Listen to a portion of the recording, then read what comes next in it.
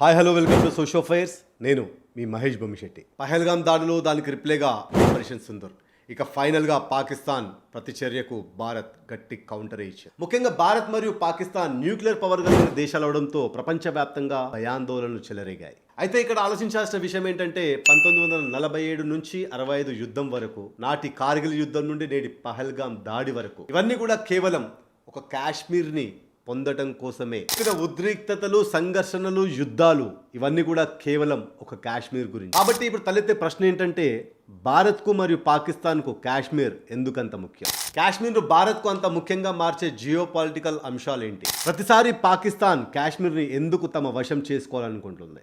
So viewers, ఈ video start చేసే ముందు ఒక చిన్న డిస్క్లైమర్. ఈ వీడియోలో చెప్తున్న విషయాలన్నీ కూడాను ఇంటర్నేషనల్ కాన్ఫ్లిక్ట్ని స్టడీ చేయడానికి మాత్రమే. కాబట్టి ఈ వీడియోని ఎక్స్పర్ట్ ఒపీనియన్గా భావించకుండా కేవలం ఎడ్యుకేషనల్ పర్స్పెక్టివ్తోనే చూడాలని కోరుకుంటున్నాను.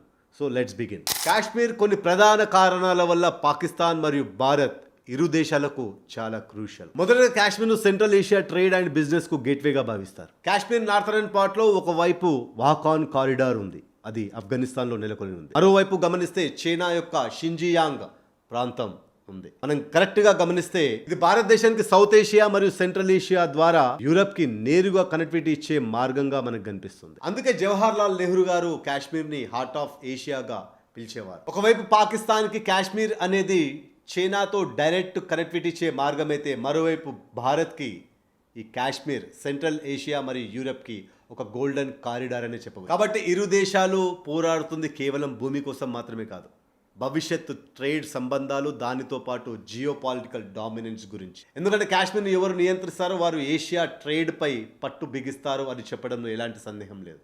ఈ మాట నిజమే అని చెప్పడానికి మన చరిత్రే సాక్ష్యం. ఎందుకంటే ఆ రోజుల్లో భారత్ మరియు సెంట్రల్ ఏషియా మధ్య జరిగే ప్రధాన ట్రేడ్స్ అన్నీ కూడా మన కాశ్మీర్ సిల్క్ రూట్ ద్వారానే జరిగేవి. ఇక పాకిస్తాన్కి అయితే కాశ్మీర్ చైనాకు వెళ్లే అత్యంత ప్రధానమైన భూమార్గం. ఇదే మార్గం ద్వారా పాకిస్తాన్కు చెందిన $46 బిలియన్ విలువైన China Pakistan economic corridor CPEC ఈ భూమార్గం ద్వారానే వెళ్తుంది. ప్రాయడ్ చైనాలోని షింజియాంగ్ నుంచి ప్రారంభమై పాకిస్తాన్ ఆక్రమిత కాశ్మీర్ పిఓకే ద్వారా గ్వాదార్ పోర్టు వరకు సాగుతుంది. అయితే పాకిస్తాన్ ప్లాన్ ఏంటి అంటే, ఈ రోజు దుబాయ్ ప్రపంచానికి ఏ విధంగా అయితే ట్రేడ్ హబ్ గా మారిందో, సేమ్ పాకిస్తాన్ కూడా Gwadar పోర్టుని central Asia trade hub గా మార్చాలని చూస్తుంది. కానీ పాకిస్తాన్ పిఓకేని కోల్పోతే కేవలం సిపిఈసి ప్రాజెక్ట్ మాత్రమే కోల్పోవడం జరగదు.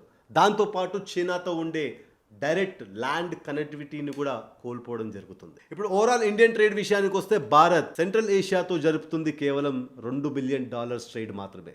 ఇది మన ఇండియన్ ట్రేడ్లో 0.5% కంటే కూడా తక్కువ. కానీ సెంట్రల్ ఏషియాలో మనం ఊహించలేనన్ని న్యాచురల్ రిసోర్సెస్ దాగి ఉన్నాయి. సెంట్రల్ ఏషియాలో ప్రపంచంలోని 7% ఆయిల్ రిసోర్సెస్, దాంతోపాటు మరో 7% న్యాచురల్ ఆయిల్ గ్యాస్ రిసోర్సెస్ కూడా దాగి ఉన్నాయి. దానితో పాటు యురేనియం, బంగారం మరియు ఎంతో విలువైన రేర్ ఎర్త్ మినరల్స్ లాంటి రిసోర్సెస్ దాంట్లో దాగి ఉన్నాయి. వీటిని మనం ట్రేడింగ్ ద్వారా వ్యాపార ఉత్పత్తులుగా మార్చుకోవచ్చు. అయితే ప్రస్తుతం సెంట్రల్ ఏషియన్ ట్రేడ్ కొరకు మనం ఎంతో లాంగ్ రూట్ ని కవర్ చేస్తున్నాం. ఆ రూట్ ఎంత పొడవుగా ఉంటుందంటే, ఇరాన్లోని చాబహార్ పోర్టు వరకు సముద్ర మార్గంలో వెళ్ళి అక్కడి నుంచి సెంట్రల్ ఏషియాకి రోడ్డు మార్గంలో వెళ్లాల్సి, ఫలితంగా భారీ ప్రయాణ ఖర్చులు. ఇక్కడ విషాదకరమైన విషయం ఏంటంటే, కాశ్మీర్ లాంటి ఎన్నో $బిలియన్ విలువగల కారిడార్ ఉన్నా మనం దానిని ఉపయోగించుకోలేకపోతున్నాం. భారత్ కనుక పిఓకేని తిరిగి పొందితే భారత్కి సెంట్రల్ ఏషియాకి రోడ్డు మార్గం ద్వారా వెళ్ళే షార్టెస్ట్ రూట్ ఓపెన్ అయిపోతుంది. నెక్స్ట్ రీజన్ చాలా ఇంట్రెస్టింగ్గా ఉంటుంది. కాశ్మీర్ని ప్రపంచంలోనే థర్డ్ పోల్గా పరిగణిస్తారు. జమ్మూ కాశ్మీర్లో 12,000 కంటే ఎక్కువ గ్లేషియర్స్ ఉన్నాయి. అవి 20,000 స్క్వేర్ కిలోమీటర్లు స్ప్రెడ్ అయి ఉన్నాయి. ఇదేం చిన్న విషయం కాదు. ఎందుకంటే ప్రపంచంలోనే అత్యంత ఫ్రెష్ వాటర్ కలిగిన ప్రాంతంలో ఇదొకటి. ఈ గ్లేషియర్స్ కరిగిన నీరు ఇండస్ రివర్ సిస్టమ్ని తయారు చేస్తుంది. అందులో జీలం, చినాబ్, రావి, బీస్ మరియు సెట్లెస్ వంటి నదులు కూడా ఉన్నాయి. ఇక్కడ మెయిన్ మ్యాటర్ నీటి గురించి మాత్రమే కాదు, పవర్ గురించి కూడా.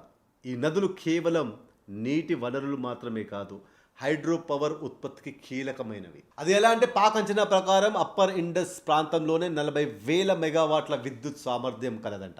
దాంతో 4 కోట్ల ఇండ్లకి విద్యుత్ని అందించవచ్చు. దాంతోపాటు భారత్ మరియు పాకిస్తాన్ ఈ నదులపై ఏ విధంగా ఆధారపడుతున్నాయో చూద్దాం. ఫస్ట్ పాకిస్తాన్ పరంగా చూద్దాం. 80% water supply, 23% economy, 34% electricity generation మరియు 30% వర్క్ ఫోర్స్.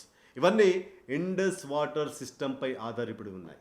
ఇక భారత్ పరంగా చూస్తే పంజాబ్లో 90 నుంచి 95% కెనాల్ ఇరిగేషన్ రావి, బియాస్, సట్లెజ్ నదులపై ఆధారపడి ఉంది. ఒక సట్లెజ్ నదియే కంప్లీట్ బాక్రా కెనాల్ సిస్టమ్ ని పోషిస్తుంది. ఇది 25 లక్షల హెక్టార్లకు పైగా భూములకు సాగునీరు అందిస్తుంది. అదే కాక దేశవ్యాప్తంగా ఉత్పత్తి అవుతున్న గోధుమలలో 20% మరియు బియ్యంలో 10% ఈ పంజాబ్ రాష్ట్రం నుంచే వస్తున్నాయి. ఇక మూడవ రీజన్ వచ్చేసి కాశ్మీర్లో అరుదైన మరియు ఖరీదైన మినరల్ రిసోర్సెస్ చాలానే ఉన్నాయి. బోరాన్ నుంచి యురేనియం వరకు, గ్రాఫైట్ నుంచి బంగారం వరకు, ఇలా చెప్పుకుంటూ పోతే నవరత్నాలు లాంటి ఎన్నో మినరల్ రిసోర్సెస్ మన కాశ్మీర్లో దాగి ఉన్నాయి. ప్రజెంట్ జమ్మూ కాశ్మీర్ నుంచి భారత్కి 100% బోరాక్స్ మరియు సఫైర్, 36% గ్రాఫైట్, 21% మార్బుల్ మరియు 14% జిప్సం లభ్యమవుతున్నాయి. అంతేగాక కాశ్మీర్ను భారత స్విట్జర్లాండ్గా పిలుస్తారు. టూరిజం ద్వారా మనకు ఫారెన్ ఎక్స్చేంజ్ ఆదాయం భారీగా పెరిగే అవకాశాలున్నా మన దురదృష్టవశాత్తు కాశ్మీర్లో జరిగే నిరంతర ఘర్షణల కారణంగా మనం కాశ్మీర్ని పూర్తిగా వినియోగించుకోలేకపోతున్నాం.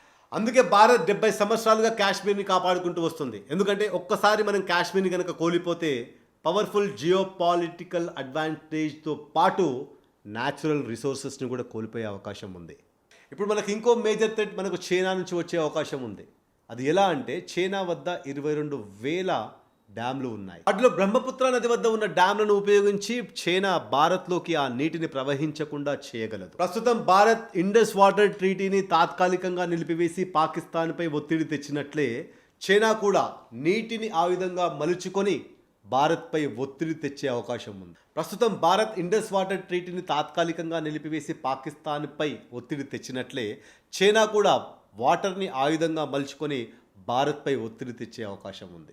ఇన్ కేస్ చైనా ఆ విధంగా చేసిందే అనుకుందాం, అప్పుడు మనకి 2 ఆప్షన్స్ ఉన్నాయి. ఒకటి, చైనా నీటిని పూర్తిగా నిలిపివేస్తే మనకు వాటర్ క్రైసిస్ ఏర్పడుతుంది నార్త్ ఈస్ట్ ఇండియాలో.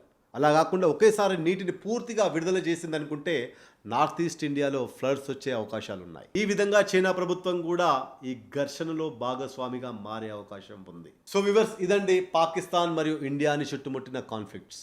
చివరి వరకు ఈ వీడియోని చూసినందుకు మనస్ఫూర్తిగా ధన్యవాదాలు. ఇలాంటి మంచి వీడియోలు మరిన్ని రావాలి అంటే మా ఛానల్ని సబ్స్క్రైబ్ చేయండి. దాంతోపాటు ఇలాంటి వీడియోలు 10 మందికి చేరే విధంగా షేర్ చేయడంతో పాటు మా ఛానల్లో ఎలాంటి కంటెంట్ని మీరు కోరుకుంటున్నారో కామెంట్ రూపంలో తెలియజేయండి. జై హింద్.